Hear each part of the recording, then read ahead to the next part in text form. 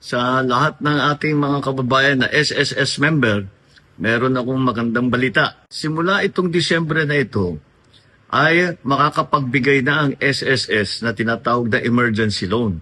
Dahil habang nasa ilalim, halimbawa, ng national emergency, ay magbibigay ng emergency loan ang SSS.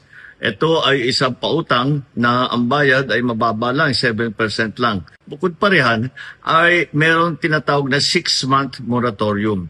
Ibig sabihin, pagtanggap ninyo ng loan galing sa SSS, sa 6 na buwan, sa unang 6 na buwan, hindi kayo kailangan magbayad para sa loan amortization.